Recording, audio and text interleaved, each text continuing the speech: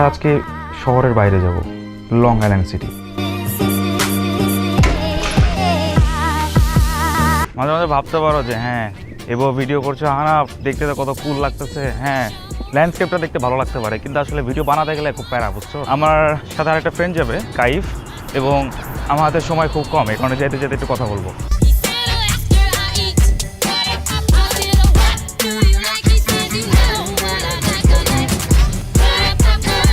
আমার বন্ধু যাবে আমার সাথে, আপনি আমার সাথে যাবেন।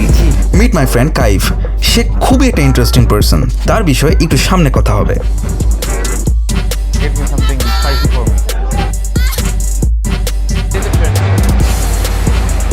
আমাকে প্যারায় ধরায়।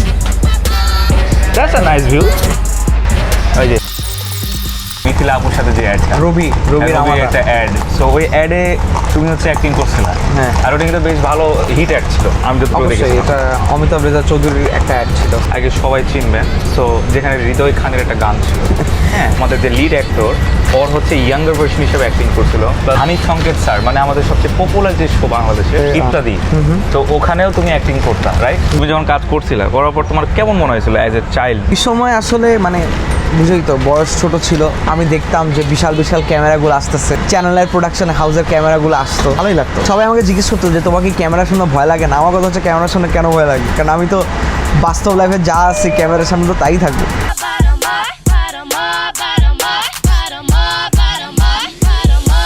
তোমার ব্যাগে কি কি আছে ব্রো? আমার ব্যাগে বেসিক্যালি আছে কিছু ক্যামেরা, মানে একটা ক্যামেরা নিয়েছি আপাতত, যে আমি নিয়েছি রিসেন্টলি, মানে লাইক ইনটেক, এখনও একবারও ফ্লাই করা হয়নি। সবাই অনেকে ভাবে না যে নিউ ইয়র্কে তুমি আসছো, তুমি একদম ভিডিও করে ফাটাই লইবা, সো এটা হবে না। এইভাবেই একটা ভুল লোকেশনে চলে এসেছি। It's okay. ও পোর্ট জেফারসন, না, ও একটা টেক ওভার নয়, বাদ দাও। কিন্তু মেন কথা, এখানে মানুষজন কমই থাকে। আমি জানি না আসলে লং আইল্যান্ড রেলওয়ে স্টেশন সত্যি বলতে খুব একটা ব্যবহার করি না। আমাদের ওয়ার আসছে না না, ছায়াতে দাঁড়িয়ে আসো। কাঠ ছায়া। উঠতা রোবো ডোরে মন। বড় হওয়া দরকার নাই, বড় হওয়া উচিত না। That's a statement. Yeah, you're a movie star right now. Say hi to the camera.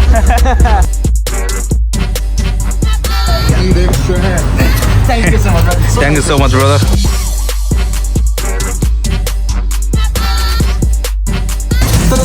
So this is the guy. Meet Safi my friend. কিছু কিছু মানুষ থাকে না যাদের মধ্যে অনেক ট্যালেন্ট আছে, কিন্তু তারা শো করে না বা অত মানুষ জানে না। সে হচ্ছে সেটা। ব্রো, তুমি তোমার চুল কাটছো কে? You are looking like low budget Badsha.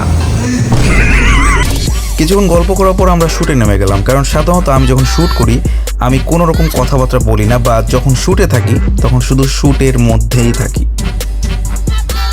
So basically আমরা কিছুটা শুট করতে পারলাম, and thanks to Safi. Thank you our hero. This is আমি ফয়সাল ভাই। আমি গিম্বলটাও আমার নামে রাখছি, রাকিবুল সাফি 4 RS4।